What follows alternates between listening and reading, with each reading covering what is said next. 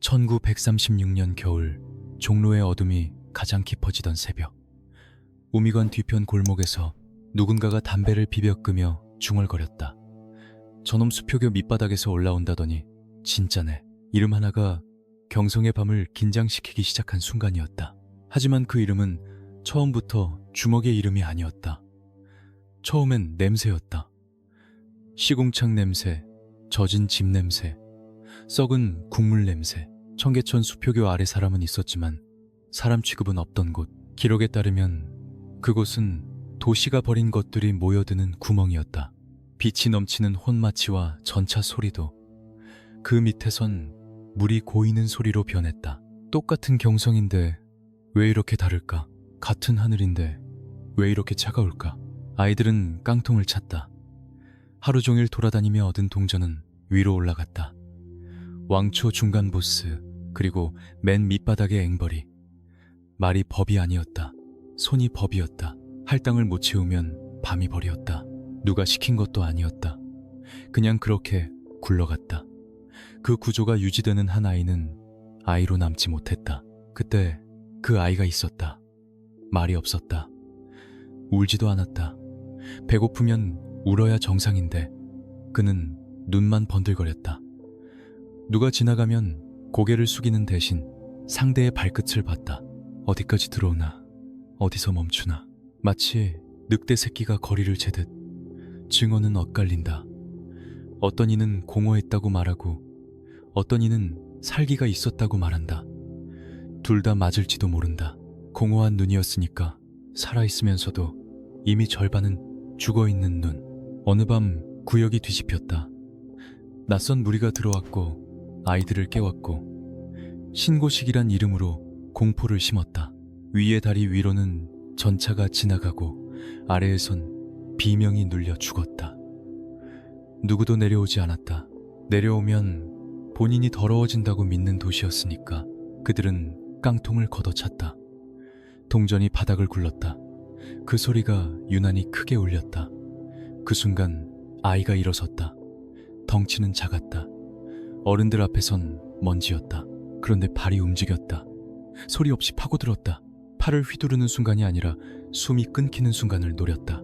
누가 가르친 기술이 아니었다. 살아남기 위해 몸이 먼저 배운 야생의 계산이었다. 한 사람은 바닥에 주저앉았다. 소리가 났고 주변이 멈췄다. 놀란 건 맞은 쪽이 아니었다. 때린 쪽도 아니었다. 그걸 지켜본 어른들이었다. 왜냐? 작은 몸에서 나오면 안 되는 확신이 나왔기 때문이다. 건드리면 같이 끝난다. 아니, 너만 끝난다. 그 눈이 그렇게 말했다. 그날 밤 아이는 얻어맞았다. 수가 달랐다. 세상은 늘 숫자로 이긴다. 며칠 동안 누워 있었다. 그런데 죽지 않았다. 죽지 않는 것만으로도 이 바닥에선 재능이었다. 다시 일어나자 왕초들의 시선이 바뀌었다. 썩은 밥을 먹여도 길들여지지 않는 새끼, 꺾어도 부러지지 않는 새끼. 그 이름이 비로소 굴러가기 시작했다. 수표교 밑에 이상한 놈이 있다. 눈이 살아있다. 말이 없다. 대신 끝을 본다. 소문은 돈처럼 커진다. 사람들은 겁을 내면서도 동시에 기대한다. 저런 놈이 어디까지 올라가나. 저 구멍에서 올라와 다리 위의 세계까지 밟아버릴 수 있나. 그리고 마침내 다리 위에서 누군가가 내려다봤다. 말끔한 양복, 포마드 냄새, 허리춤의 무게. 그는 자선가가 아니었다. 배고픈 아이에게 밥을 주러 온 사람이 아니었다. 그는 문을 열러 온 사람이었다. 더 큰 판, 더 큰 어둠, 더 큰 값이 붙는 세계의 문. 사내가 수표교 그늘 끝에 섰다. 아이와 눈이 마주쳤다. 잠깐의 정적, 도시의 숨이 그 사이로 새어나왔다. 사내가 낮게 말했다. 여기서 썩기엔 아깝다. 우리 형님이 널 한번 보고 싶어 한다. 그 순간 아이는 알았을 것이다. 깡통을 찬 채로는 절대 다리 위로 못 올라간다는 걸. 다리 위로 올라가려면 다른 목줄을 차야 한다는 걸. 그런데 그 목줄은 안전줄이 아니었다. 목을 조이는 줄이었다. 아이의 손이 헌옷자락을 쥐었다. 그리고 천천히 다리의 계단을 바라봤다. 올라가면 돌아오지 못할 길, 그래도 올라가야 하는 길. 그가 첫 발을 올리는 순간 경성의 밤이 조용히 이를 갈기 시작했다. 계단을 오르자 공기가 달라졌다. 수표교 아래의 공기는 눅눅한 곰팡이 냄새로 목을 죄었는데 다리 위는 담배 연기와 비단 옷감 냄새가 섞여 있었다. 같은 도시인데 숨이 다르다. 아이는 그걸 먼저 배웠다. 돈이 있는 곳의 공기는 따뜻하고 힘이 있는 곳의 공기는 차갑다. 양복사내는 아이를 데리고 종로 쪽으로 걸었다. 전차가 지나가며 쇳소리를 남기고 네온이 젖은 길바닥에 흔들렸다. 사람들은 웃고 떠들었다. 그런데 그 웃음 뒤에도 어둠이 붙어 있었다. 그 어둠은 수표교의 지옥처럼 노골적이진 않았다. 대신 훨씬 비싼 방식으로 사람을 부숴먹었다. 사내는 묻지 않았다. 이름이 뭐냐, 어디서 왔냐, 그런 건 중요하지 않았다. 이 바닥에서 중요한 건 하나다. 쓸 수 있냐, 그리고 버틸 수 있냐. 아이의 얼굴을 보며 사내는 확신한 듯했다. 저 눈은 오래 간다. 오래 간다는 건 오래 남는다는 뜻이 아니라 오래 버틴다는 뜻이다. 버틴 놈이 남고 남은 놈이 올라간다. 목욕탕 문이 열렸다. 뜨거운 김이 얼굴을 때렸다. 아이는 물에 몸을 담그며 오래된 냄새가 벗겨지는 걸 느꼈다. 때가 떨어지고 상처가 따끔거렸다. 그 상처는 몸에만 있지 않았다. 마음에도 있었다. 그런데 이상하게도 물속에서 아이는 웃을 뻔했다. 깨끗해지는 게 아니라 다른 냄새를 입는 것뿐인데, 그래도 사람들은 겉의 냄새로만 판단하니까 머리가 마르고 새 옷이 걸렸다.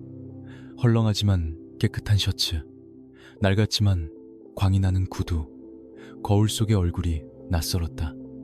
수표교의 거지 소년이 아니라 길거리에서 길을 비켜야 할 눈이었다. 사람들은 그런 눈을 보면 본능적으로 안다. 얘는 장난 아니다. 그 길 끝에 우미관이 있었다. 화려한 간판, 밝은 불빛. 하지만 그 불빛은 사람을 비추는 조명이 아니라 먹잇감을 확인하는 램프였다. 입구엔 덩치들이 서 있었다. 말이 검문이지 사실은 경고였다. 여기선 함부로 숨쉬지 마라. 사내가 고개를 끄덕이자 문이 열렸다. 복도는 길었다. 벽에는 담배 연기와 술 냄새가 누러붙어 있었고 발걸음은 조심스러워졌다. 양옆으로 줄지어 선 형님들의 시선이 아이의 뼛속까지 훑었다. 어떤 눈은 비웃었고 어떤 눈은 계산했고 어떤 눈은 미리 죽여두는 눈이었다. 신입을 죽이는 건 손이 아니라 시선부터다. 견디면 산다. 눈을 피하면 끝이다. 아이의 발은 멈추지 않았다. 고개도 숙이지 않았다. 겁이 없어서가 아니다. 겁이란 감정은 이미 수표교 밑에서 다 써버렸기 때문이다. 남아있는 건 계산뿐이었다. 지금 내 눈을 내리면 평생 내리게 된다. 문이 열리고 방 안의 공기가 더 무거워졌다. 책상 하나, 잔 하나, 그리고 앉아있는 사내. 기록에 따르면 당시 종로 주먹판에서 오미관을 중심으로 힘을 행사하던 인물이 있었다고 전해진다. 그는 겉으로는 담담했다. 하지만 그 눈은 사람의 속을 뜯어보는 칼이었다. 사내가 낮게 물었다. 네가 수표교에서 왔다지? 아이의 대답은 짧았다. 고개만 끄덕였다. 사내는 잠깐 웃었다. 썩은 동태 눈깔이 아니라 굶주린 늑대 눈깔이네. 방 안이 미세하게 흔들렸다. 누군가의 손이 허리춤으로 갔다. 누군가는 침을 삼켰다. 신입이 오야 앞에서 눈을 똑바로 뜬다. 보통은 여기서 끝난다. 그런데 오야는 손을 들어 막았다. 그 손짓 하나에 방의 질서가 잠잠해졌다. 힘이라는 건 이렇게 간단하다. 말도 필요 없다. 오야가 잔을 내려놓으며 말했다. 식구가 되고 싶으면 밥값을 해야지. 그 말이 떨어지는 순간 아이는 깨달았다. 여기선 이름을 주는 게 아니다. 빚을 준다. 갚을 때까지 네 인생이 담보가 된다. 과제는 간단했다. 종로 근처에서 상인들 괴롭히는 신흥 패거리가 있다. 경고하고 와라. 죽이지는 마라. 하지만 다시는 설치지 못하게 해라. 아이의 입꼬리가 아주 조금 올라갔다. 죽이는 게 쉬운 일이라서가 아니다. 애매하게 남겨두는 게 더 잔인하다는 걸 그는 이미 알고 있었기 때문이다. 수표교에서 배운 건 단 하나였다. 사람은 살아도 기능을 잃으면 끝이다. 아니, 이제 막 새 옷을 입은 신입은 조용히 일어섰다. 무기를 챙기지 않았다. 방 안의 형님들이 눈을 마주쳤다. 저 새끼 미쳤나? 그런데 오야는 말했다. 가봐라. 그 말은 허락이 아니라 방아쇠였다. 문이 닫히고 복도가 다시 길어졌다. 형님들의 시선이 뒤통수에 꽂혔다. 그 시선 속엔 두 가지가 섞여 있었다. 기대와 불안, 잘하면 쓸 수 있다. 잘하면 위험하다. 어쩌면 둘 다다. 밖으로 나오자 종로의 밤이 서늘하게 숨을 내쉬었다. 네오는 아름다웠고 그 아래 사람들은 평범하게 웃었다. 하지만 그 웃음 뒤로 누군가는 오늘 밤을 못 넘길 수도 있다는 걸 아이는 직감했다. 그리고 그 누군가가 꼭 자기가 아닐 수도 있다는 것도. 그는 골목 끝 선술집을 향해 걸었다. 문틈 사이로 술 냄새가 새어나왔다. 안에서는 떠들고 밖에서는 바람이 울었다. 이제 첫 시험이다. 우미관이 새 칼을 뽑는 밤. 그 칼이 어디까지 베어낼지 종로가 숨을 죽였다. 문을 여는 순간 술집 안의 공기가 먼저 튀어나왔다. 탁한 막걸리 냄새, 젖은 나무 의자 냄새, 웃음이 아닌 비웃음 냄새. 사람들 목소리는 컸지만 그 속엔 늘 겁이 섞여 있다. 겁이 없으면 이 바닥에서 그렇게 떠들 수가 없다. 떠드는 건 무서움을 숨기는 가장 값싼 방법이니까. 구석자리엔 돈다발처럼 느슨해진 사내들이 앉아 있었다. 누군가의 주머니에서 빠져나온 동전들이 여기서 술잔으로 바뀌고 여자 웃음으로 바뀌고 다시 누군가의 울음으로 바뀐다. 그 흐름이 이 도시의 혈관이었다. 그들은 자신들이 피를 빨고 있다는 걸 모른 척했다. 아니, 알면서도 모른 척했다. 모른 척이 가장 안전하니까. 그때 바람이 한번 훑고 지나갔다. 문 쪽에 서 있는 그림자 하나. 중절모의 챙이 얼굴을 반으로 잘랐고 남은 반쪽 눈만 살아있었다. 누구냐 네가? 누군가가 먼저 물었다. 웃음이 따라붙었다. 어이술 사러 왔냐? 그는 대답하지 않았다. 말이 길면 약해진다. 수표교에서 배운 건 그거였다. 말이 통하는 놈은 처음부터 몽둥이를 들지 않는다. 그는 천천히 안으로 걸어 들어갔다. 발걸음은 조용했는데 이상하게 술집 바닥이 무거워졌다. 아무도 움직이지 못하는 그 짧은 순간이 있었다. 본능이 먼저 알아차린 거다. 싸움이 시작되면 누군가는 평생 걷는 방식이 바뀐다는 걸. 그가 입을 열었다. 우미관에서 왔다. 여기서 장사 접어라. 말이 떨어지자마자 의자가 뒤로 넘어졌다. 쇠붙이가 번뜩였다. 서늘한 기운이 어깨를 스쳤다. 여기서부터는 기억이 잘 안 난다고들 한다. 왜냐? 사람은 자기가 무너지는 순간을 똑바로 못 보기 때문이다. 다만 남은 흔적이 말해준다. 부러진 의자 다리 깨진 술병 한쪽 구석에 쌓인 신음. 그는 공간을 넓게 쓰지 않았다. 좁은 곳에선 좁은 방식이 있다. 몸을 낮추고 가까운 거리를 지배했다. 누가 달려들면 누가 먼저 멈추는지 보여줬다. 한 번 움직이면 끝을 본다는 계산. 상대가 숫자라고 안심하는 그 틈.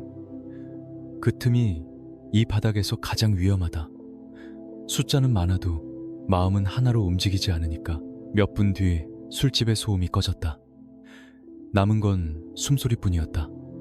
살아있는 숨소리와 살고 싶어서 더 크게 들리는 숨소리. 그는 옷깃을 한번 정리했다. 피가 튀는 장면이 아니라 분위기만으로도 모든 게 끝난 방. 누군가는 바닥을 보고 누군가는 천장을 봤다. 누구도 그를 똑바로 보지 못했다. 눈을 마주치는 순간 자기 안에 겁이 들킬까봐 그는 마지막으로 쓰러진 우두머리 앞에 쪼그려 앉았다.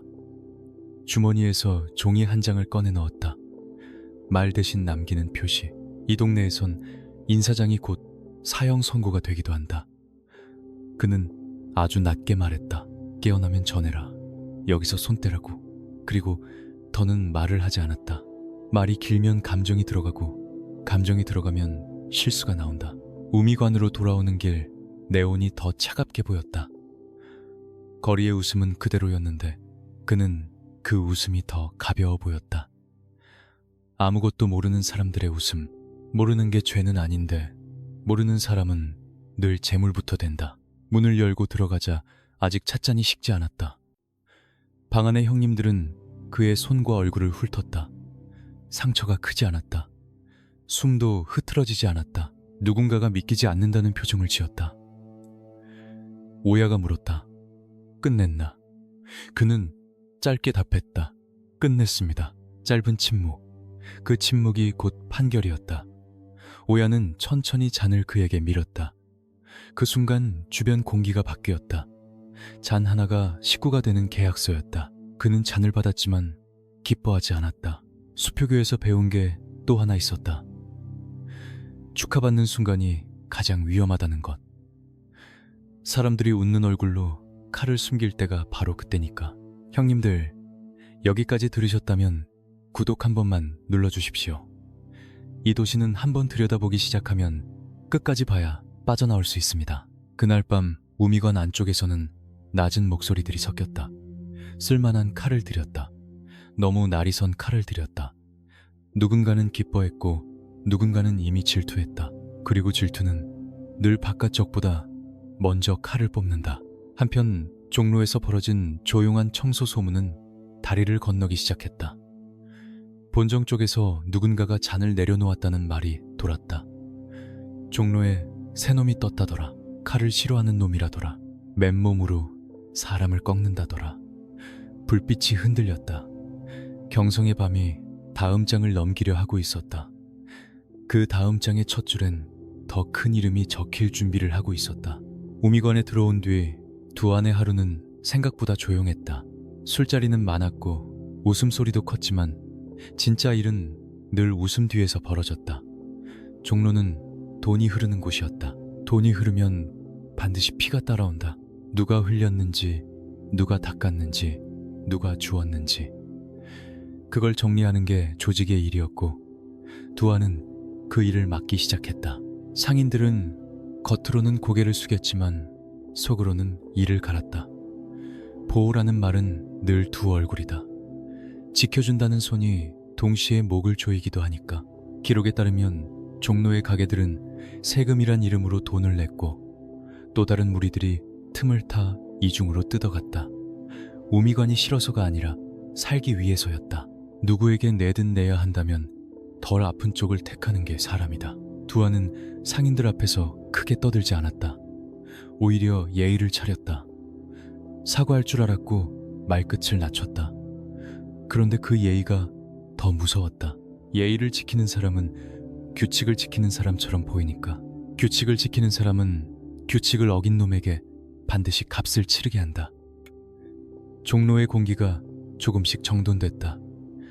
설치던 놈들은 숨어들었고 상인들은 숨을 돌렸다. 그 숨 사이로 새로운 소문이 들어왔다.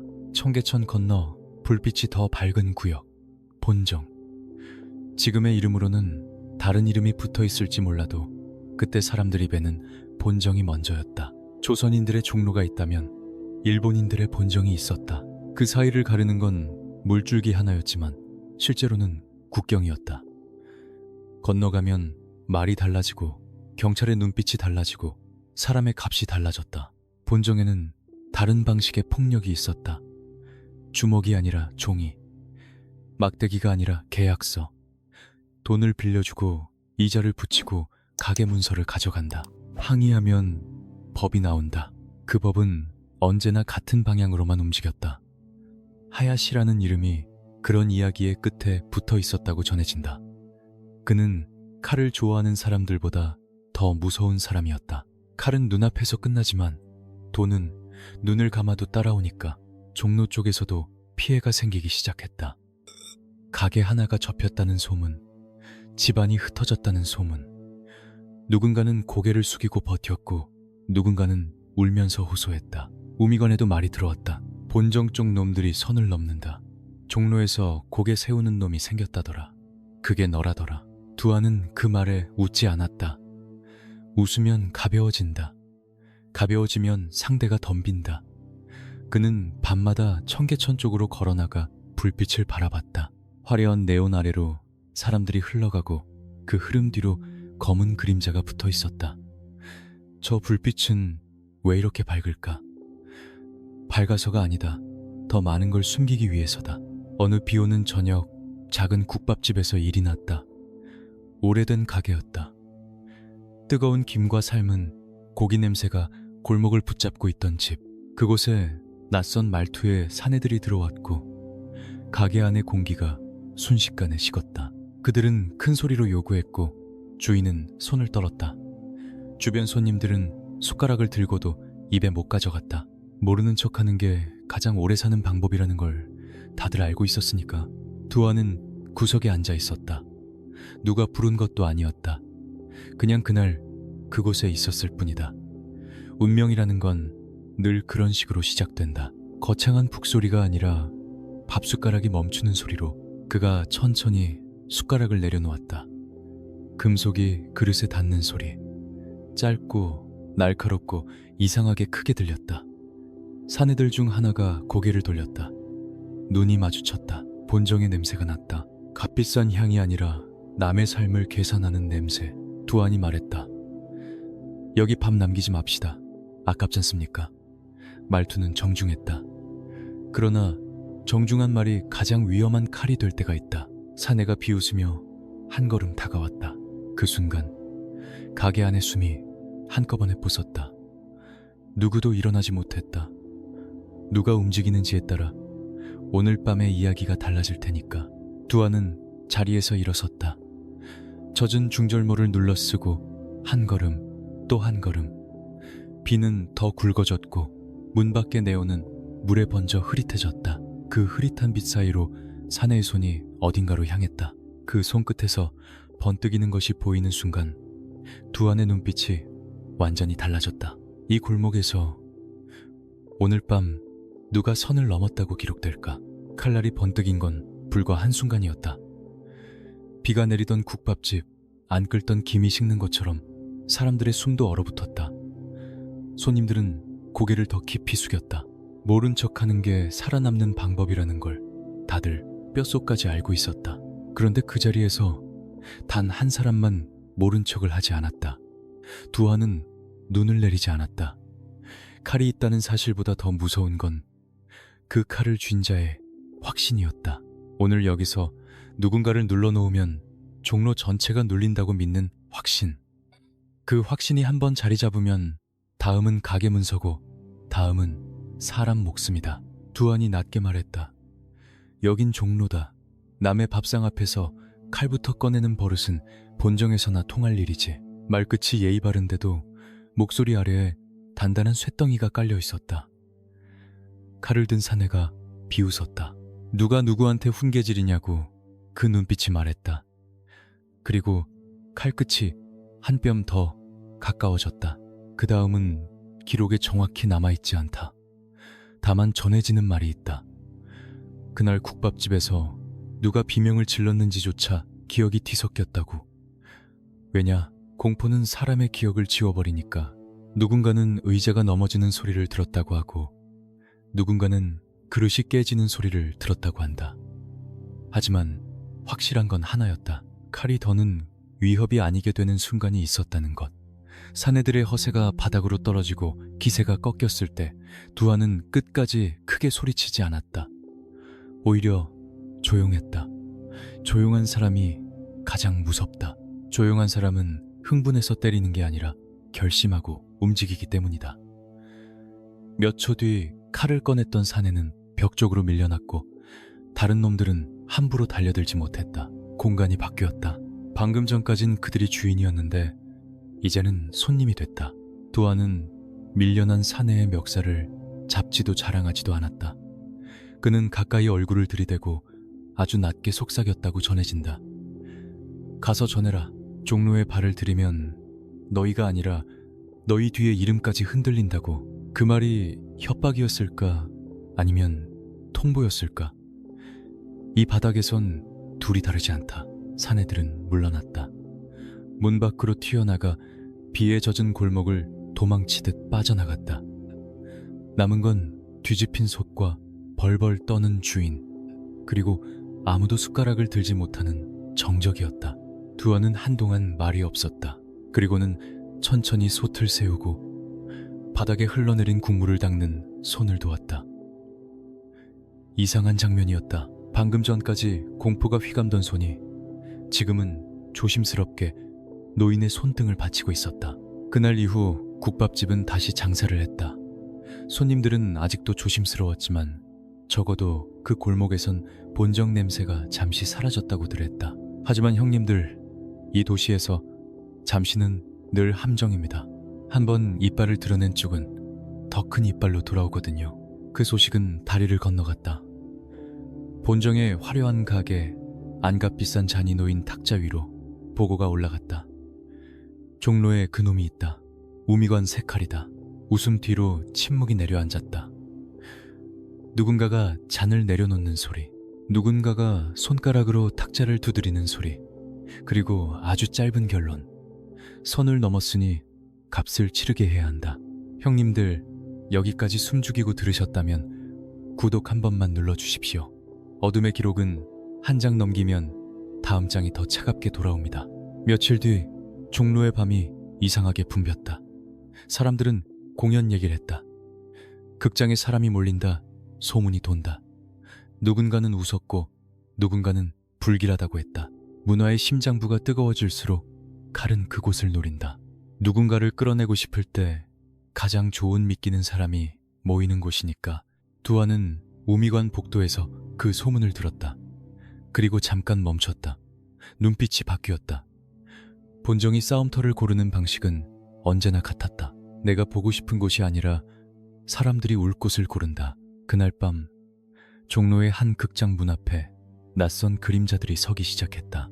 비가 그치고도 거리의 불빛이 젖어 보이던 밤, 문이 깨지는 소리가 들리기 직전이었다. 문이 깨지는 소리는 사람들의 비명보다 먼저 극장 천장에 박혔다. 악기 소리가 끊기고 웃음이 했고 수백 개의 숨이 동시에 한쪽으로 쏠렸다. 무대 위 조명이 아직 따뜻한데도 객석은 순식간에 얼어붙었다. 칼이란 건 눈에 보이기 전에 공기부터 바꿔놓는다. 검은 그림자들이 쏟아져 들어왔다. 비단처럼 번쩍이는 칼날 젖은 코트자락 낯선 말투. 그들은 공연을 멈추라고 하지 않았다. 사람들을 멈추라고 했다. 출구를 막고 통로를 채우고 그 안에 공포를 눌러 담았다. 누구 하나 크게 울면 더 맞는다. 누구 하나 뛰면 더 잡힌다. 그래서 사람들은 서로의 어깨 뒤로 숨어버린다. 이 도시는 그런 식으로 길들여졌다. 그들은 외쳤다. 종로에 새 칼을 내놓으라고. 우미관의 이름을 입에 올리며 조선말을 비틀어 웃었다. 누군가의 어머니가, 누군가의 딸이, 누군가의 아버지가 그 자리에서 고개를 숙였다. 그 고개 숙임이 그들에게는 승리였다. 싸움은 주먹으로 하는 게 아니다. 먼저 고개를 누르게 만드는 쪽이 이긴다. 소식이 우미관으로 날아들었을 때 복도는 한순간에 들끓었다. 연장을 챙기자는 목소리, 단번에 쓸어버리자는 목소리, 오늘 밤을 끝내자는 목소리. 하지만 두아는 말이 없었다. 그는 중절모를 집어들고 손가락으로 챙을 한번 눌렀다. 그 사소한 동작이 이상하게 무거웠다. 누군가가 물었다. 혼자 갈 겁니까? 저건 함정입니다. 두아는 고개만 끄덕였다. 함정인 걸 모르지 않았다. 다만 함정을 피하면 종로가 함정 안으로 들어간다. 한번 물러서면 다음엔 더 많은 사람들이 고개를 숙인다. 그는 식구들을 바라보지 않았다. 바라보는 순간 마음이 흔들릴까봐. 마음이 흔들리면 발이 늦고 발이 늦으면 누군가가 먼저 쓰러진다. 밖은 비가 그친 직후였다.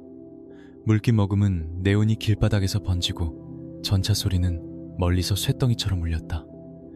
두안의 발걸음은 빠르지 않았다. 뛰는 사람은 두렵다. 두려운 사람은 실수한다. 그는 그저 걸었다. 종로의 밤이 그의 어깨에 붙어서 함께 움직였다. 극장 앞에 도착했을 때 문은 이미 망가져 있었다. 입구에 서 있던 사내 둘이 낄낄 웃었다. 스스로 들어왔네. 그들은 칼을 들지 않았다. 칼을 꺼내기 전에 숫자로 먼저 눌러놓는 게 그들의 방식이었다. 두아는 한 걸음 더 다가갔다. 말이 필요 없었다. 두 사내의 웃음이 한순간에 끊겼다.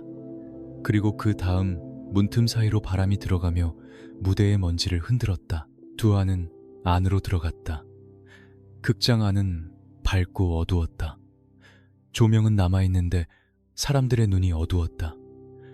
객석 구석마다 숨죽인 얼굴들이 겹겹이 쌓여 있었다. 무대 위엔 낯선 그림자들이 서 있었다. 누군가는 칼을 쥐고, 누군가는 몽둥이를 잡고, 누군가는 웃으며 관객을 훑었다. 그 웃음이 가장 더러웠다. 칼보다 더럽고 주먹보다 차가웠다. 두아는 뒤를 돌아 문을 닫았다. 그리고 빗장을 걸었다. 철컥 그 소리는 약속처럼 울렸다. 밖으로 도망치는 길이 사라지자 안에 있던 모든 시선이 그에게 달라붙었다. 이제 이곳엔 관객이 없다. 목격자만 있다. 그리고 그 목격자들은 오늘 밤을 오래 기억하게 될 것이다.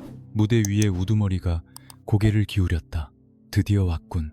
종로의 새 칼. 혼자라서 더 보기 좋다. 두아는 대답하지 않았다. 대신 주머니에서 담배를 꺼냈다. 손이 떨리진 않았다. 성냥을 꺼내 천천히 그었다. 작은 불꽃이 어둠을 핥았다. 그 불빛이 그의 얼굴을 잠깐 비췄다. 그 순간 객석 어디선가 누군가가 울음을 삼켰다. 우두머리가 손을 들어 신호를 보냈다. 사방에서 발소리가 몰려왔다. 칼끝이 조명 아래에서 번쩍였다. 두아는 담배 연기를 한 번 길게 내뿜고 아주 조용히 말했다. 여긴 종로다. 그리고 다음 순간 극장 안의 공기가 완전히 뒤집혔다. 담배 끝이 붉게 타오르는 동안 극장 안은 숨을 잃었다. 칼끝이 조명에 걸려 번쩍일 때마다 관객의 심장이 같이 흔들렸다. 무대 위 사내들은 웃었다. 웃음이라는 게 꼭 즐거워서 나오는 건 아니다. 사람을 눌러놓을 때 웃음만큼 값싼 무기가 없으니까. 두아는 담배 연기를 한 번 내뿜고는 손가락으로 중절모층을 살짝 들어 올렸다. 얼굴이 드러나자 누군가가 씹어뱉듯 말했다. 종로의 새 칼 맞지? 그 말이 끝나기도 전에 발소리가 사방에서 몰려왔다. 수가 많았다. 벽쪽 통로 무대 아래 사람들은 자기도 모르게 의자에 몸을 더 깊이 밀어넣었다. 도망칠 곳이 없다는 걸 이제야 실감한 것이다. 전해지는 이야기에 따르면 그 순간 두아는 먼저 소리를 지르지 않았다. 먼저 달려들지도 않았다. 오히려 아주 짧게 숨을 고르고 눈으로 공간을 훑었다고 한다. 공포가 가장 짙은 곳을 눈으로 먼저 눌러버리는 방식. 그리고 그 다음부터는 극장이 아니라 다른 세계가 됐다. 의자가 넘어지는 소리, 무대 바닥을 긁는 신발 소리, 누군가 숨이 턱 막혀내는 짧은 신음. 관객은 눈을 감고도 알았다. 누군가 쓰러지고 있다는 걸. 하지만 그것이 누구인지 얼마나인지 정확히 보려 하지 않았다. 보고 나면 평생 따라올 테니까. 두아는 움직였고 그 움직임이 한쪽으로 쏠리지 않았다. 어디에 있든 그가 지나간 자리는 잠깐 조용해졌다. 조용해진다는 건 그쪽에서 더는 달려들 사람이 없다는 뜻이었다. 무대 위 우두머리가 표정이 굳었다. 처음엔 장난처럼 생각했는데 장난이 아니라는 걸 깨닫는 순간이었다. 그는 칼을 더 단단히 쥐고 내려왔다. 조선놈 주먹이 아무리 세도 칼 앞에서 끝이야. 그 말이 관객의 귀에 박혔다. 그리고 정말로 칼은 한 번 번쩍이며 두 안의 옷자락을 스쳤다고 전해진다. 피가 났는지 얼마나였는지는 말이 다르다. 다만 확실한 건 하나다. 두 안의 발이 멈추지 않았다는 것. 짧은 공백. 극장 안에 있는 모두가 그 공백을 느꼈다. 두 안이 물러서는가? 여기서 끝나는가? 그런데 다음 순간 바닥이 울렸다. 누군가 큰 소리로 숨을 들이마셨고 누군가 두 손으로 입을 막았다. 우두머리는 한 걸음 뒤로 밀려났고 그 뒤로 사람들의 사기가 같이 무너졌다. 수가 많으면 이긴다고 믿었던 얼굴들이 한꺼번에 빛을 잃었다. 그 뒤는 청소라는 말로만 남았다. 기록에 따르면 극장 안은 아수라장이 됐지만 아주 오래 끌리진 않았다고 한다. 무대 조명은 끝내 꺼지지 않았다. 밝은 빛 아래서 어둠이 무너지는 걸 보여주듯이 얼마 후 남은 건 신음과 먼지, 그리고 무대 위로 천천히 올라가는 두한의 그림자였다. 그는 객석을 한번 둘러봤다. 겁에 질린 얼굴들, 움츠러든 어깨들. 그 얼굴들은 오늘 밤 이후로 종로라는 단어를 다르게 발음하게 될 것이다. 두한은 그들에게 영웅처럼 손을 흔들지 않았다. 오히려 낮게 말했다. 집에들 가십시오. 오늘 본 건 잊는 게 낫습니다. 그 말이 더 무서웠다. 잊으라는 말은 잊지 못할 일이었다는 뜻이니까. 문 밖에서 호루라기 소리가 들렸다. 순사들의 발소리, 늦었다. 늘 늦는다. 두한은 무대 뒤편으로 사라졌다. 나가기 전 쓰러져 있는 우두머리의 주머니, 어딘가에 종이 한 장을 밀어 넣었다고 전해진다. 우미관의 이름, 단 한 줄의 경고. 말보다 빠른 통보. 형님들, 여기까지 심장이 뛰었다면 댓글로 한 가지만 남겨주십시오. 오늘 밤 여러분이 가장 무서웠던 건 칼이었습니까? 아니면 침묵이었습니까? 순사들이 문을 부수고 들어왔을 때 그들은 잠깐 멈췄다. 잡아야 할 사내는 없고 바닥에는 움직이지 못하는 사내들이 널려 있었다. 누군가가 이를 갈며 중얼거렸다. 맨손으로 이걸 했다고. 그 말이 그대로 보고서가 되어 더 큰 책상 위로 올라갈 것이다. 그리고 같은 시각 청계천 건너번정의 밝은 방에서 누군가가 찻잔을 내려놓았다. 종로의 색깔이 생각보다 너무 깊게 들어왔다고. 이제 칼을 들고 오는 건 거리의 사내들만이 아니게 된다. 그날 밤이 지나고 종로는 아무 일도 없었다는 듯 아침을 맞았다. 전차는 다시 쇳소리를 흘렸고 상인들은 셔터를 올렸다.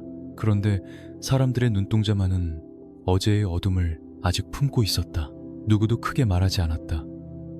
대신 소문이 낮게 기어다녔다.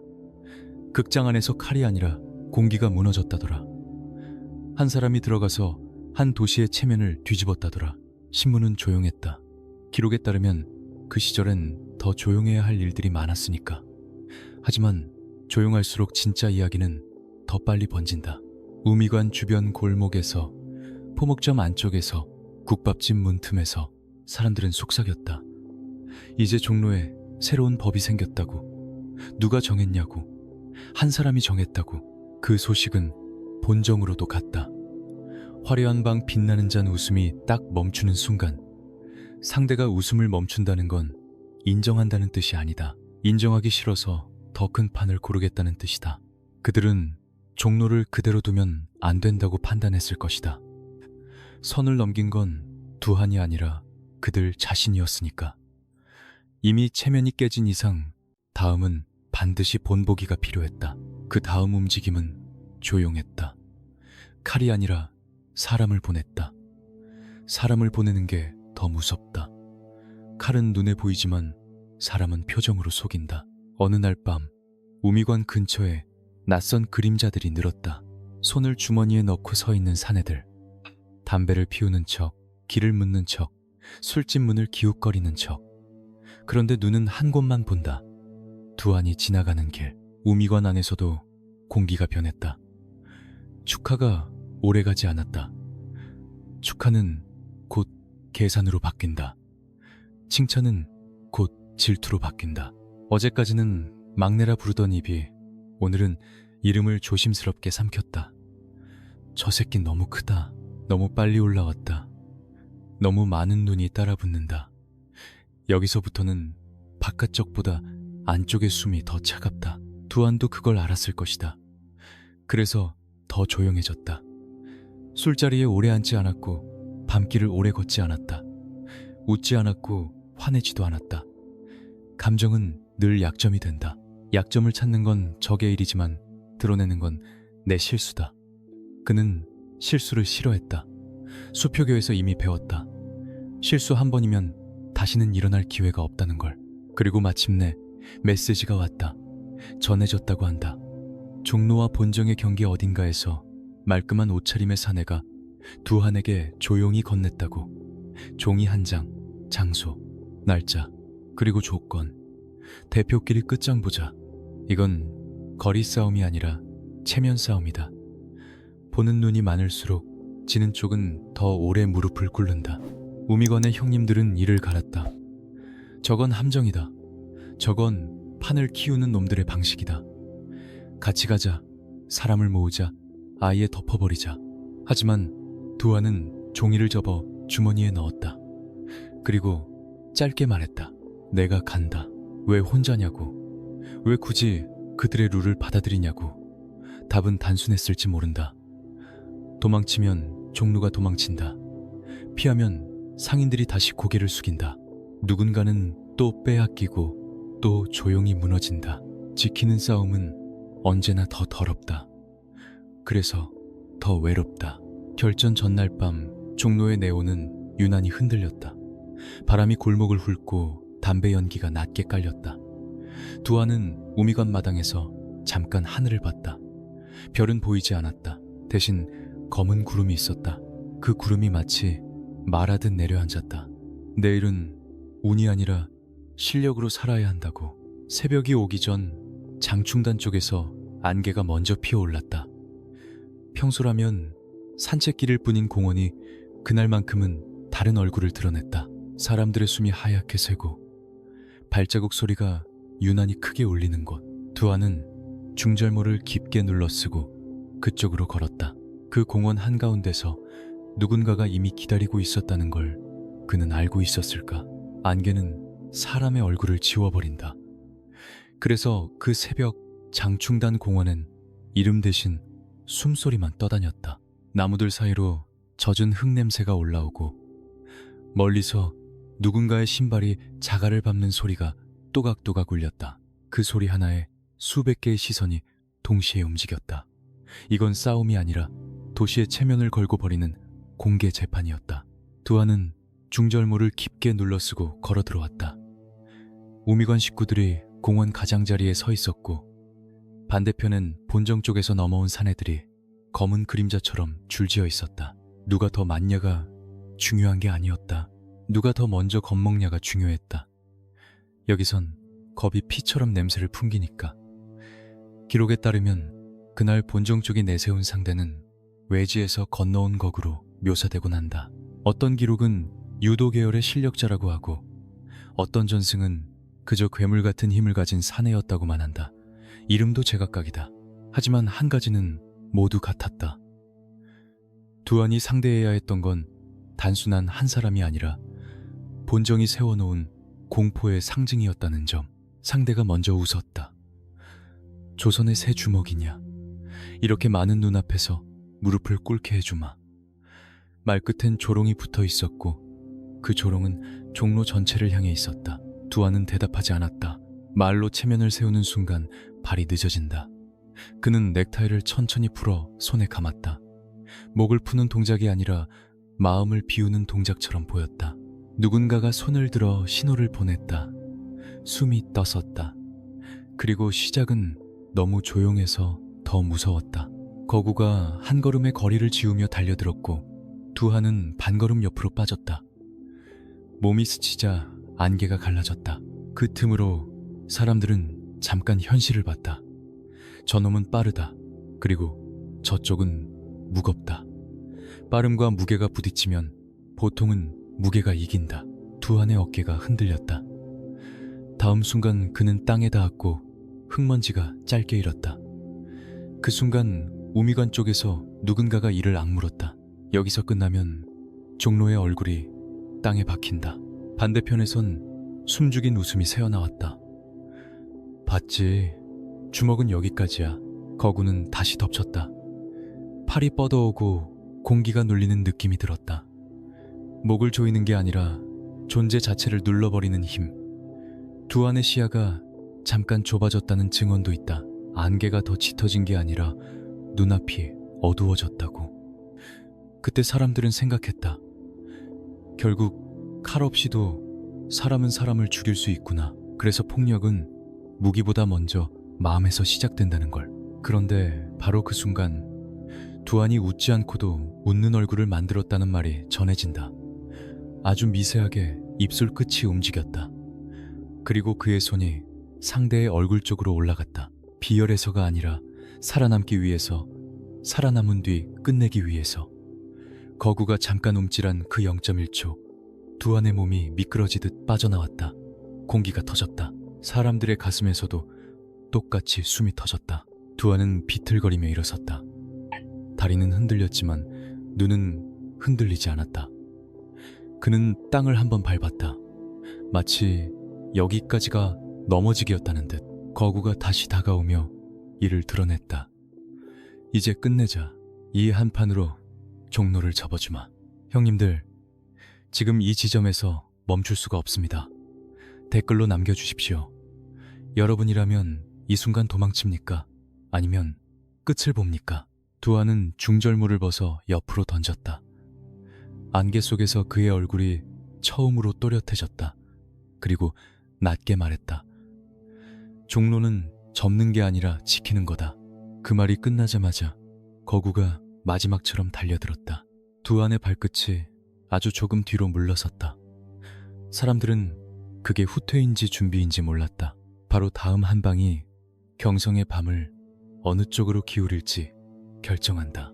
거구가 마지막처럼 달려들었다. 안개가 갈라지고 사람들의 숨이 같이 갈렸다. 모두가 봤다. 저 힘에 한 번 잡히면 끝이라는 걸.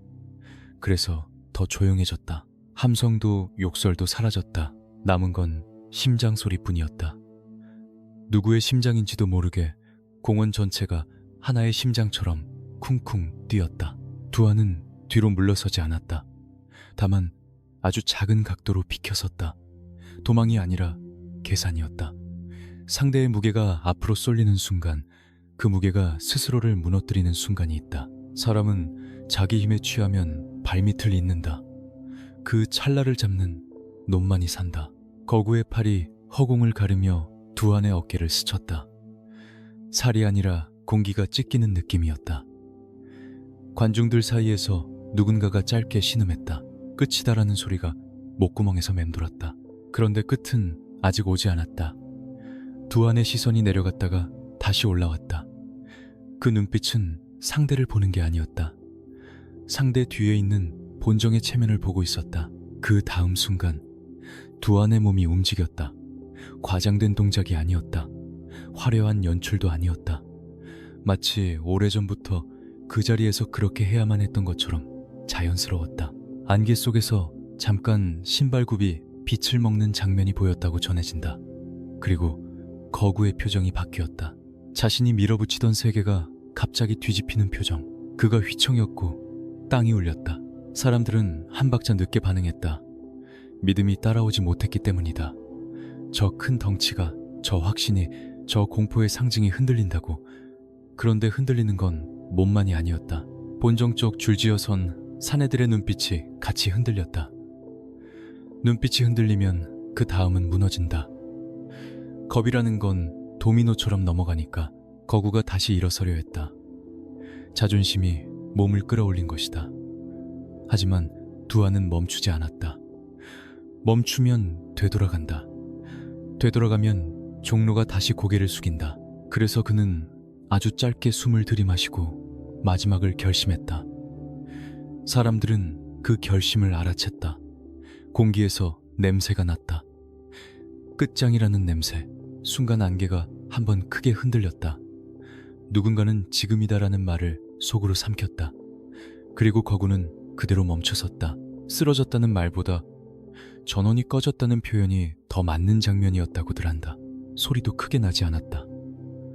다만 그의 무게가 땅에 닿는 순간 장충단의 새벽이 잠깐 대섰다.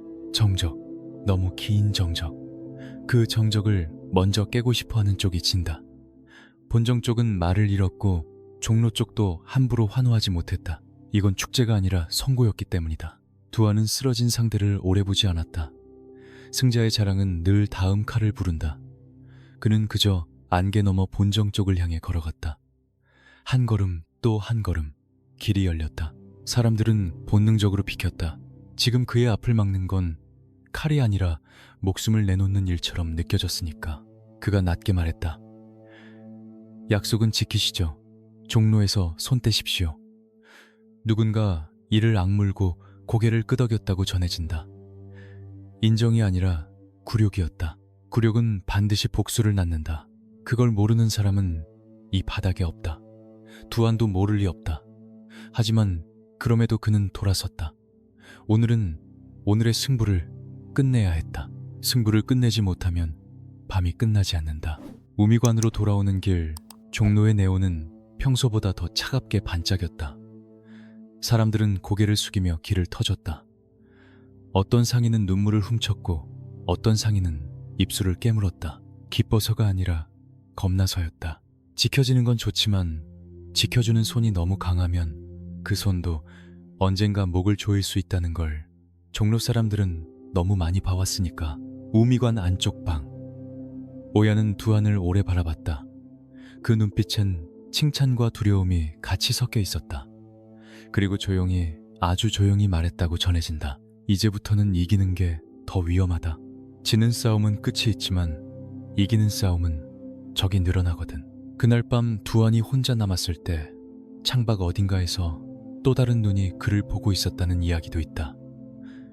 종로의 주먹을 보러 온 눈이 아니라 기록하려는 눈, 잡을 명분을 찾는 눈. 안개가 걷힌 자리에 더 차가운 그림자가 들어오려 하고 있었다. 종로의 새벽은 늘 비린내가 섞여 있었다. 사람들은 장충단의 승부를 입에 올리지 않으려 했지만 입을 다물수록 소문은 더 또렷해졌다. 이겼다, 꺾었다, 손떼게 했다. 말은 짧았고 눈빛은 길었다. 종로가 잠깐 숨을 쉬는 사이 누군가는 숨을 멈출 준비를 하고 있었다. 그 준비는 조용한 종이에서 시작됐다. 책상 위에 놓인 얇은 파일, 제목도 없이 이름만 적힌 종이 한 장. 김두한. 그 이름 아래에는 날짜들이 줄줄이 붙었다.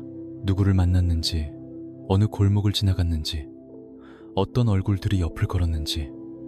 이 도시는 주먹으로 움직이지만 주먹을 잡는 건 늘 기록이었다.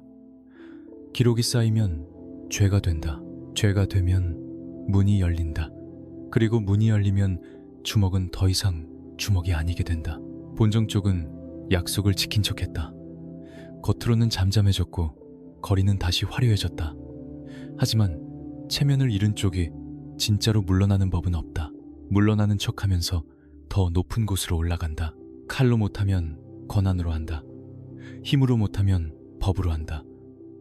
그렇게 싸움의 층이 바뀌는 순간 종로의 밤도 다른 색으로 물들기 시작했다. 우미관 안쪽에서도 바람이 바뀌었다. 축배는 짧았고 침묵은 길었다. 사람들은 두안을 칭찬하면서도 눈을 피했다. 가까이 있으면 안전할 것 같다가도 너무 가까우면 언제든 휘말릴 것 같았다. 오야의 방을 드나드는 발걸음이 늘었고 회계 장부를 넘기는 손도 더 조심스러워졌다.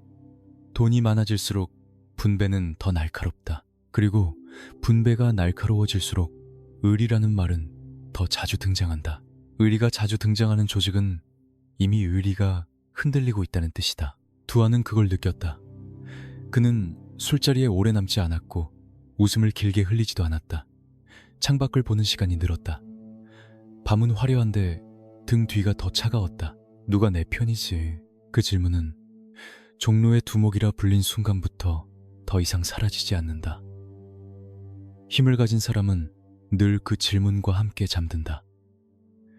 그리고 대답을 못 찾을수록 잠은 더 얕아진다. 어느 날 종로 경찰서 쪽에서 낯선 움직임이 보였다. 평소보다 말끔한 구두, 유난히 딱딱한 표정, 그리고 지나치게 조용한 눈. 그들은 단속을 하러 온 순사가 아니었다. 사람을 보러 온 사람들이었다. 그들이 찾는 건 싸움의 현장도 칼도 아니었다. 이야기의 고리였다. 누가 누구와 연결되어 있는지, 누가 누구의 이름을 빌려 사는지 그 고리가 드러나는 순간 주먹은 주먹질로 해결할 수 없는 싸움에 끌려 들어간다. 그날 밤 우미관 앞 골목에서 두안은 잠깐 멈춰섰다. 그림자가 이상하게 길었다. 담배불이 하나 둘 셋 누가 피우는지 보이지 않지만 불빛만은 정확히 그를 따라왔다. 뒤돌아보면 약해진다. 그래서 그는 뒤돌아보지 않았다. 대신 중절모챙을 조금 더 내리고 발걸음을 평소처럼 옮겼다. 평소처럼. 그 말이 가장 어려운 밤이었다. 다음날 아침 우미관으로 낡은 봉투 하나가 들어왔다. 우편도 아니고 전달도 아니었다. 그냥 놓여 있었다. 봉투엔 도장이 찍혀 있었다. 조용히 눌러 찍힌 붉은 원. 두아는 말없이 봉투를 열었다. 짧은 문장. 출두하라. 사유는 적혀있지 않았다. 사유를 적지 않는 쪽이 더 무섭다. 무엇이든 끼워 넣을 수 있다는 뜻이니까. 형님들, 이 대목에서 한 번만 생각해 보십시오. 주먹으로 이긴 뒤에 찾아오는 싸움은 과연 누구와 하는 싸움일까요? 댓글로 남겨주시면 다음 이야기에 그대로 이어가겠습니다. 두아는 종이를 접어 주머니에 넣었다. 그리고 방 안을 둘러봤다. 누군가의 시선이 아주 잠깐 흔들렸다.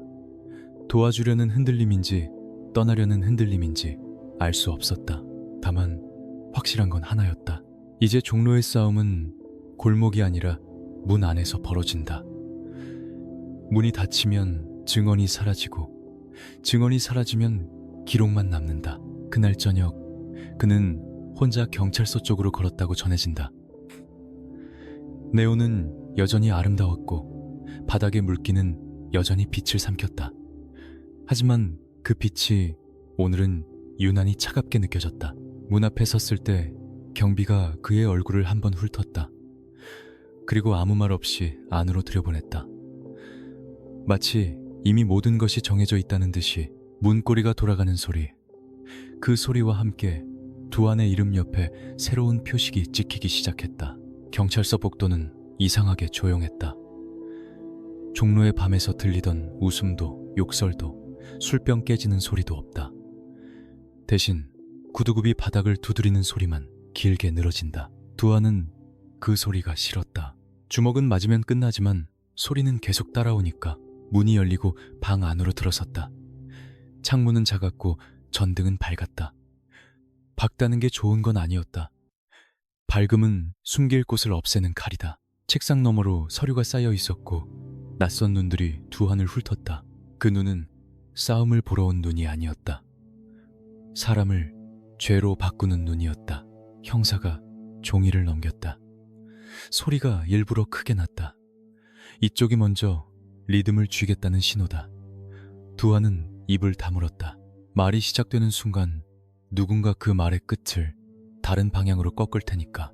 형사가 낮게 물었다. 우미관, 거기서 무슨 일을 했지? 두아는 잠깐 생각한 뒤 짧게 답했다. 먹고 살았습니다. 형사가 웃었다. 그 웃음이 차갑게 바닥을 끼었다. 먹고 살기 위해 사람들 숨을 막는 것도 포함인가? 두안의 눈동자가 흔들리지 않았다. 그는 반문하지 않았다. 반문은 감정이다. 감정은 약점이다. 다른 형사가 끼어들었다. 장충단에서 무슨 일이 있었는지 안다. 극장에서도 안다. 그런데 이상하지 않나? 늘 네가 있는 곳에서만 사건이 터져. 두아는 그 말을 들으며 마음속으로 계산했다. 이건 질문이 아니다. 방향을 정해놓은 이야기다. 이제부터 내가 무슨 말을 해도 그들의 문장 안에 끼워 넣어진다. 서류 한 장이 앞으로 밀려왔다. 지장 찍어라. 사실대로만 쓰면 끝난다. 사실대로. 그 말이 가장 위험했다. 사실은 이 방 안에서 의미가 바뀐다. 사실은 종이에 찍히는 순간 죄가 된다. 죄는 다시 또 다른 죄를 부른다.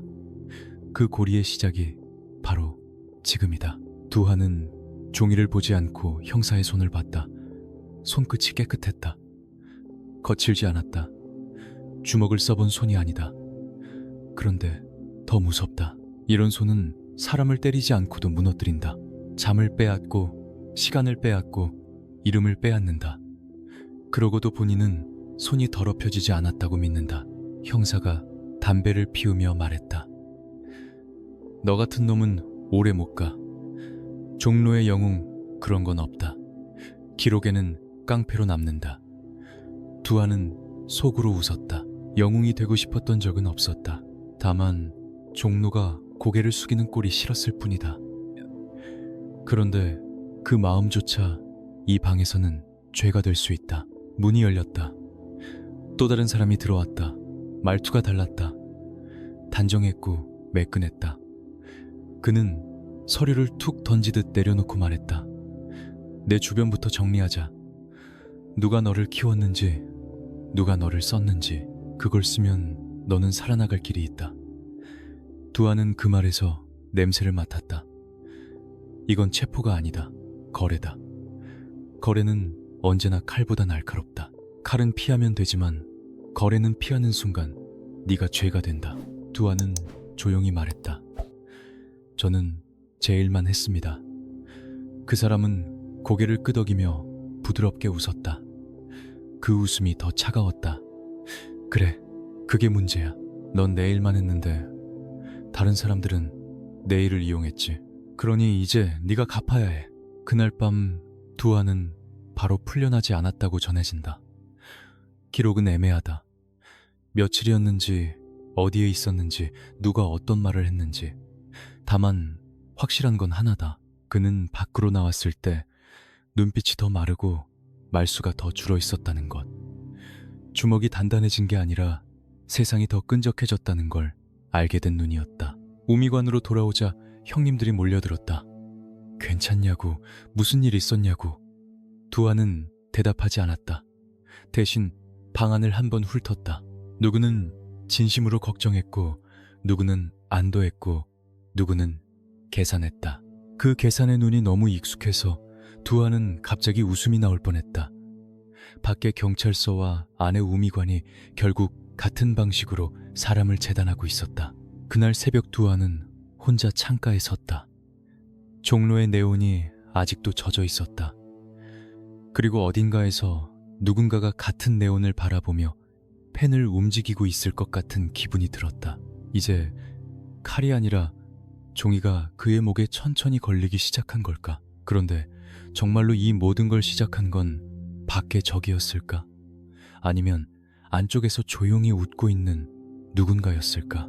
그날 이후 우미관의 공기는 달라졌다. 사람들은 여전히 술잔을 돌렸고 여전히 형님이라 불렀다. 그런데 눈이 먼저 말을 했다. 같은 방에 있어도 서로가 서로를 믿지 않는 눈. 믿지 않는 눈은 항상 더 빨리 피로해진다. 피로해진 눈은 결국 틈을 만든다. 틈이 생기면 칼은 바깥에서 들어오는 게 아니라 안에서 나온다. 두아는 말이 더 줄었다. 웃음도 줄었다. 대신 듣는 시간이 늘었다. 누가 어떤 이름을 입에 올리는지, 누가 어떤 얘기에서 갑자기 목소리를 낮추는지. 조직은 말로 움직인다. 말의 높낮이가 돈이고, 돈의 흐름이 충성이고, 충성의 끝이 배신이다. 배신은 늘 큰 선언이 아니라 작은 시선에서 시작한다. 그리고 그 작은 시선이 한 사람에게 붙기 시작했다. 우미관 안에서 오래 굴러온 간부 하나. 사람들 앞에서는 늘 두안을 지켜 세우고 뒤에서는 장부를 쥐고 움직이는 타입. 형님들 입장에선 믿을 만한 실무자였다. 하지만 두안의 눈에는 다른 게 보였다. 저 사람은 내 편이 아니라 내 자리를 관리하는 사람이다. 관리자는 늘 주인을 바꾸는 데 능하다. 며칠 뒤 상인 하나가 우미관으로 들어와 울먹였다. 본정 쪽에서 다시 접근이 왔다. 이번엔 칼도 없고 소리도 없다. 대신 종이가 왔다. 차용증, 담보서류, 가게 문서에 도장이 찍히고 손이 묶이듯 장사가 묶였다. 상인은 말했다. 종로에서 손 뗀다더니요, 약속을 지킨다더니요. 두아는 답하지 않았다. 약속을 지킨다는 말은 약속을 깨는 방법을 바꾼다는 뜻이라는 걸 이제 알았다. 그날 밤 두아는 우미관 안쪽에서 회의를 열었다. 목소리를 높이지 않았다. 형님들, 우리 바닥이 바뀌었습니다. 예전처럼 골목에서 끝내는 시대가 아닙니다. 돈과 종이가 우리 목을 조입니다. 누군가가 비웃듯 웃었다. 그래도 결국 주먹이지. 두아는 고개를 저었다. 주먹으로만 하면 우리가 명분을 준다. 이제 저놈들은 우리를 죄로 만들려고 한다. 그때 간부가 말했다. 그럼 어떻게 합니까? 우리가 법을 이길 순 없지 않습니까? 두아는 잠깐, 아주 잠깐 멈췄다. 방 안에 모두가 그 멈춤을 느꼈다. 그 멈춤 속에는 결심이 있었다. 법을 이길 수 없으면 법의 틈에서 산다. 그리고 우리 안의 틈부터 막는다. 그 말이 떨어지자 방 안의 공기가 얼었다. 두안이 무슨 말을 하는지 다들 알았다. 바깥과 싸우기 전에 안쪽을 정리하겠다는 뜻. 그건 칼보다 무서운 말이었다. 왜냐? 안쪽을 정리한다는 건 형제의 피를 각오한다는 뜻이니까. 며칠 뒤 두아는 한밤중에 누군가를 불렀다. 이름은 말하지 않겠다. 기록에 따르면 실제로도 그 이름은 오래 남지 않는다. 이런 이야기에서 이름이 남는 건 죽거나 배신하거나 둘 중 하나다. 두아는 그에게 물었다. 요즘 장부 누가 만지나? 그 사람은 웃으며 넘겼다. 형님 괜한 걱정 마십시오. 다 제가 관리합니다. 두안이 낮게 말했다. 관리가 아니라 조종이면. 그 순간 상대의 눈동자가 흔들렸다. 아주 작은 흔들림. 하지만 두안은 그 흔들림 하나로 확신했다. 맞다. 이놈은 이미 줄을 2개 잡고 있다. 형님들, 여기서부터 진짜 지옥이 시작됩니다. 밖에 적은 보이지만 안에 적은 웃으면서 다가오니까요. 댓글로 남겨주십시오. 여러분이라면 이런 순간 형제를 의심할 수 있겠습니까? 그날 새벽 우미관 뒤편 골목에서 조용한 소동이 있었다. 칼도 총도 큰 소리도 없었다고 전해진다. 대신 누군가의 발소리가 빨라졌고 누군가의 숨이 끊어질 듯 거칠어졌다. 그리고 아침이 되었을 때 한 간부가 모습을 드러내지 않았다. 사람들은 말하지 않았다. 말하면 다음은 자기 차례가 될지도 모르니까. 두아는 창가에 서서 종로의 네온을 바라봤다. 바깥은 그대로인데 안은 이미 달라졌다. 그는 혼잣말처럼 중얼거렸다고 한다. 왕관을 쓰는 게 아니라 목에 거는 거였군. 그때 문 밖에서 누군가가 급히 들어왔다. 형님, 경찰서에서 또 연락이 왔습니다. 이번엔 그냥 출두가 아닙니다. 구속영장 얘기가 나옵니다. 두하는 중절모를 집어들었다. 이제 싸움은 골목도 극장도 공원도 아니다. 문 안 철문 안으로 들어갈 시간이었다. 구속영장이라는 단어는 칼보다 조용하게 사람을 베었다. 종로의 밤에서 칼은 번쩍이며 오지만 영장은 종이 한 장으로 숨을 끊는다. 두하는 그 말을 듣고도 표정이 바뀌지 않았다. 바뀌면 진다. 바뀌는 순간 상대가 이긴다. 그는 중절모를 집어들고 손가락으로 챙을 눌렀다. 마치 자기 얼굴을 숨기려는 게 아니라 마음을 잠그려는 것처럼. 우미관 아는 순간 조용해졌다. 누군가는 입술을 달싹였고 누군가는 시선을 피했다. 걱정하는 척하는 얼굴들, 진심으로 걱정하는 얼굴들, 그리고 가장 위험한 얼굴, 걱정하는 척하면서 계산하는 얼굴. 두아는 그 계산을 읽었다. 철문이 닫히면 자리가 빈다. 자리가 비면 누군가는 앉는다. 이 바닥에서 빈자리는 공기처럼 빨리 채워진다. 그는 아무에게도 부탁하지 않았다. 부탁은 빚이 된다. 빚은 줄이 된다. 줄이 생기면 목이 조인다. 그는 혼자 걸어 나왔다. 종로의 네온이 비에 젖어 번져 있었다. 불빛은 여전히 화려했지만 오늘은 이상하게 차가웠다. 빛이 아닌 감시등처럼 느껴졌다. 골목 끝 그림자 속에서 누군가 담배를 껐다. 불씨가 사라지는 순간 두아는 직감했다. 이미 시작됐다는 걸. 경찰서 앞엔 사람들의 발자국이 너무 단정하게 찍혀 있었다. 어지러운 바닥은 주먹판의 흔적이지만 단정한 바닥은 누군가가 미리 정리해둔 무대다. 문을 열자 차가운 공기가 얼굴을 때렸다. 형사들은 그를 반기지 않았다. 반길 필요가 없다. 이미 잡았다고 믿는 얼굴들이었다. 책상 위에 서류가 펼쳐졌다. 혐의는 여러 줄이었다. 어디서 무엇을 했는지, 누구와 있었는지, 누가 돈을 냈는지, 사실과 추측이 섞여 있었다. 기록에 따르면 그 시절엔 그런 방식이 흔했다. 죄를 찾는 게 아니라 죄가 되게 만드는 방식. 두안이 입을 열기 전에 이미 문장은 완성돼 있었다. 형사가 말했다. 네가 움직이면 종로가 움직인다더라. 그럼 종로를 멈추려면 네가 멈추면 되겠지. 두안은 조용히 대답했다. 종로는 제가 아닙니다. 사람들입니다. 형사는 웃었다. 그래, 사람들. 그래서 사람들을 살리려면 너를 묶어야 한다. 그 말은 협박이 아니었다. 논리였다. 냉정한 논리, 가장 잔인한 논리. 서류 끝에 지장이 찍혔다. 어떤 사람은 강제로, 어떤 사람은 어쩔 수 없이, 어떤 사람은 살기 위해. 두한은 지장을 찍지 않았다. 찍지 않아도 상관없었다. 그들의 판결은 이미 종이에 찍혀 있었으니까 손목에 차가운 것이 감겼다. 쇠가 살을 누르는 느낌. 그 순간 종로의 황제라는 말이 얼마나 허망한지 깨달았을지도 모른다. 황제도 결국 쇠 앞에서는 똑같이 묶인다. 밖으로 나가자 차량이 기다리고 있었다. 창문은 작았고 시야는 좁았다. 시야가 좁아지는 순간 사람은 과거를 본다. 수표교의 냄새, 우미건의 담배 연기, 장충단의 안개. 그 모든 장면이 한 줄로 이어졌다. 그리고 그 줄 끝에 철문이 보였다. 교도소 문은 도시의 입과 다르게 말을 하지 않는다. 그냥 닫힌다. 두한은 걸음을 멈추지 않았다. 멈추면 더 무거워진다.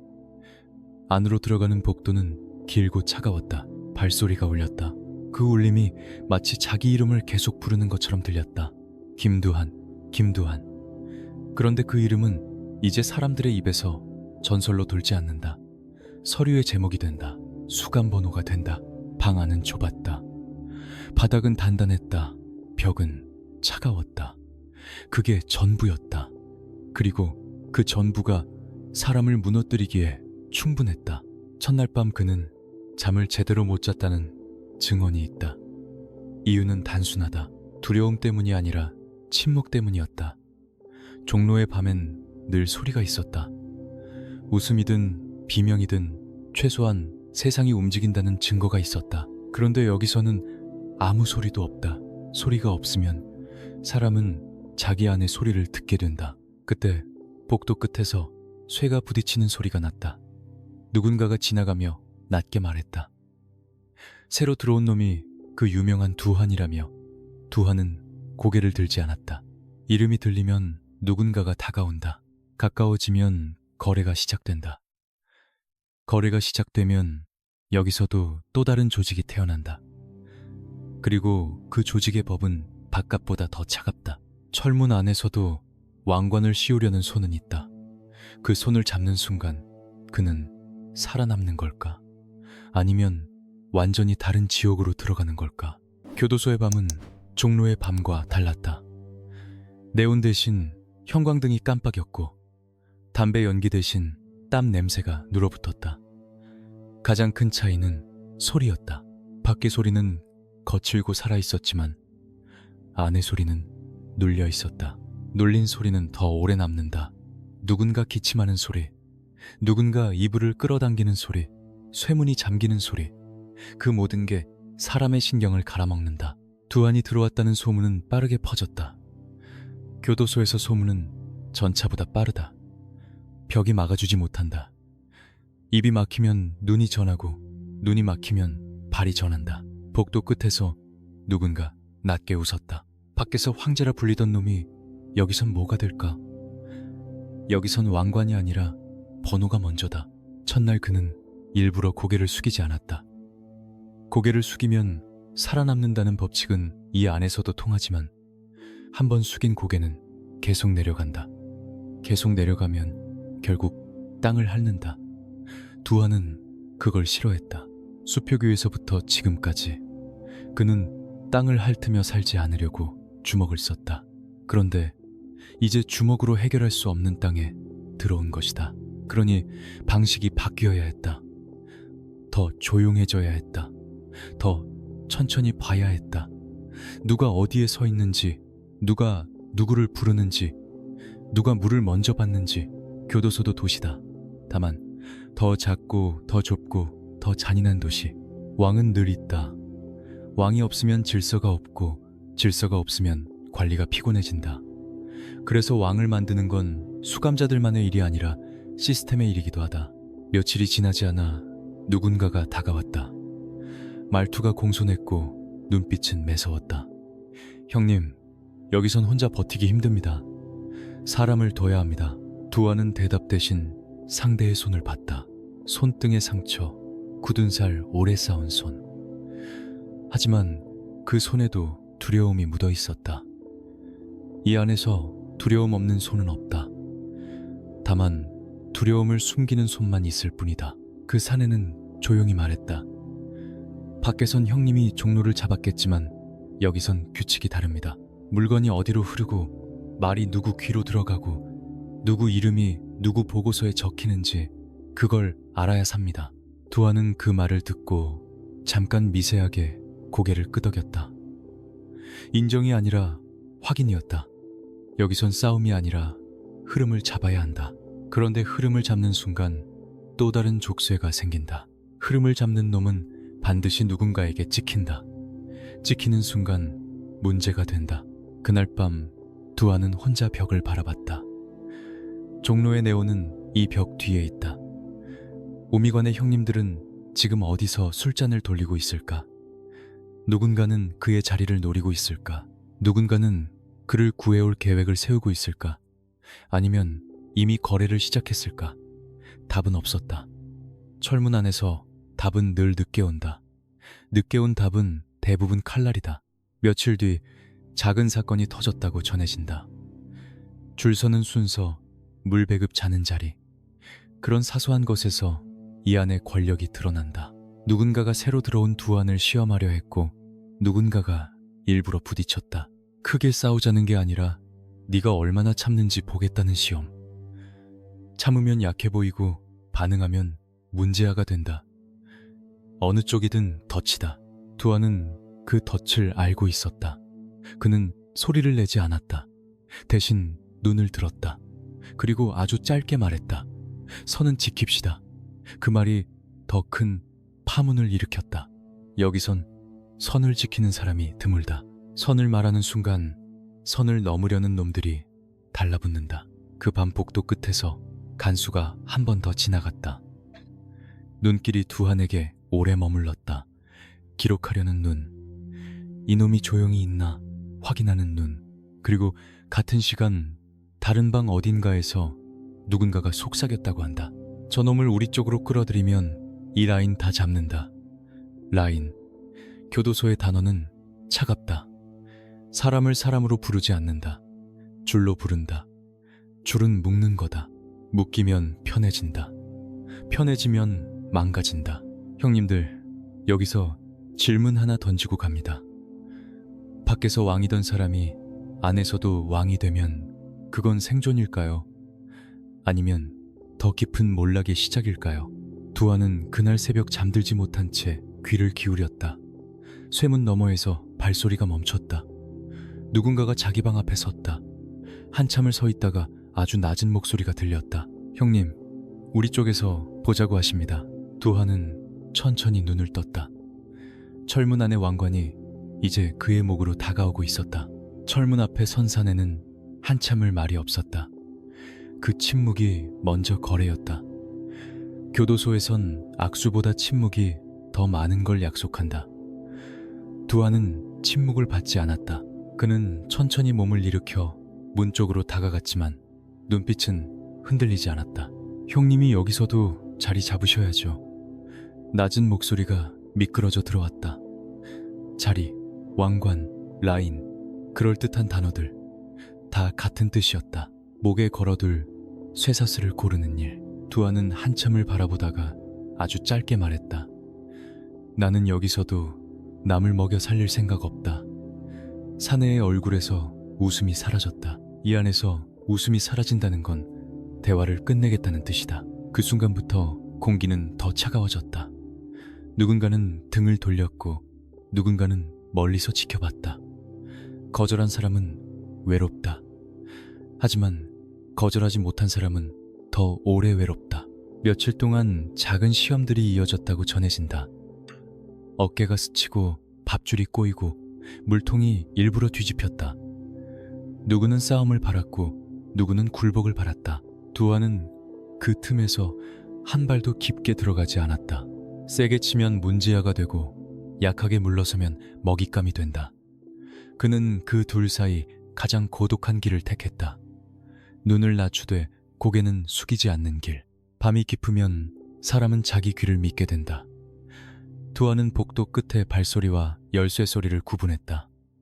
누가 왔다 갔는지 누구 이름이 불렸는지, 누가 갑자기 조용해졌는지. 그리고 알았다.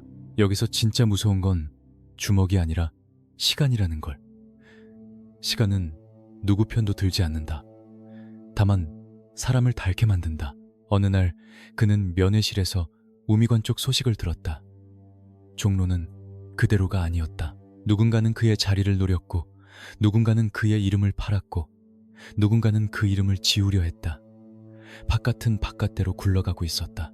두안이 없다고, 세상이 멈추지 않는다는 사실이 처음으로 그의 속을 서늘하게 만들었을지도 모른다. 그리고 또 어느 날 서류 한 장이 그에게 건네졌다.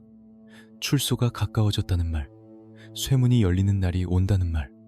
사람들은 축하해야 한다고 했지만 두안은 웃지 않았다. 철문이 열린다고 끝이 아니다. 바깥에도 다른 철문이 있다. 기록이라는 철문, 소문이라는 철문, 그리고 무엇보다 자기 자신이라는 철문. 마침내 문이 열렸을 때 공기는 달랐다. 넓고 밝고 너무 비었다. 두안은 잠깐 멈춰섰다. 교도소의 좁은 복도에서 배운 건 넓은 세상이 반드시 자유가 아니라는 것. 넓은 곳엔 숨을 곳도 많지만 지켜보는 눈도 더 많다. 종로로 돌아온 밤, 네온은 여전히 젖어 번졌지만 그의 안쪽은 마르지 않았다. 사람들은 그를 보며 고개를 숙였다. 어떤 고개는 존경이었고, 어떤 고개는 두려움이었고, 어떤 고개는 계산이었다. 그는 그 셋을 구분할 수 있었다. 구분할 수 있다는 게 축복일까? 아니면 저주일까? 시간이 흐를수록 시대는 더 거칠게 바뀌었다. 주먹의 낭만이 사라지고 표와 구호와 명분이 골목을 대신했다. 두안은 결국 그 흐름 속으로 들어가게 된다. 누군가는 그것을 변신이라 불렀고, 누군가는 타락이라 불렀다. 하지만 두안 자신은 어쩌면 이렇게 생각했을지도 모른다. 결국 어디로 가도 싸움은 끝나지 않는다고. 다만 싸움의 모양만 바뀐다고. 말년에 그는 밤에 잠을 잘 못 잤다는 이야기가 남는다. 이유는 간단하다. 너무 많은 얼굴이 꿈속에 들어왔기 때문이다. 쓰러진 사내의 얼굴, 울던 상인의 얼굴, 극장 객석에서 숨죽이던 사람들의 얼굴. 전설은 늘 박수로 시작하지만 마지막엔 조용한 후회로 끝난다. 어느 늦은 밤, 그는 예전 우미관이 있던 자리를 찾았다는 말도 전해진다.